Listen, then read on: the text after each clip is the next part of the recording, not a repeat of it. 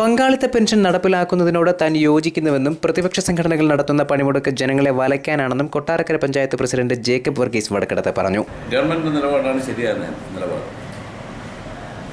ഇവിടെ നമ്മൾ ഇപ്പോഴത്തെ കാര്യം പറയുകയാണെങ്കിൽ നമ്മുടെ ഈ ഗവൺമെൻറ് ഉദ്യോഗസ്ഥന്മാർക്കൊക്കെ ഒരുപാട് പെൻഷൻ ഉള്ള സമയമാണ്. ഞാൻ ആലോചിക്കുക, കൊട്ടാരക്കര സപ്പോസ് പഞ്ചായത്തിൻ്റെ കാര്യം പറഞ്ഞാൽ പഞ്ചായത്തിൽ സാധാരണക്കാരനായ ഒരു വിധവയ്ക്ക് കൊടുക്കുന്നത് 400 രൂപ പെൻഷൻ, കർഷകന് കൊടുക്കുന്ന 400 രൂപ. പിന്നെ അതുപോലെ വിവിധ തരത്തിലുള്ള പെൻഷനൊക്കെ അത്രയേ ഉള്ളൂ.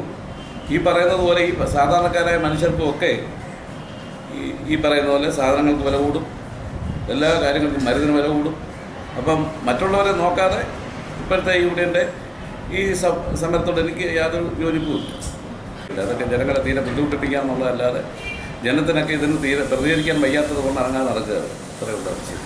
പങ്കാളിത്ത പെൻഷനെ പറ്റി ജനങ്ങൾക്കിടയിൽ തെറ്റിദ്ധാരണയുണ്ടാക്കുകയാണ് പ്രതിപക്ഷ സംഘടനകൾ ചെയ്യുന്നതെന്നും അദ്ദേഹം കുറ്റപ്പെടുത്തി. News bureau, Kottarakkara.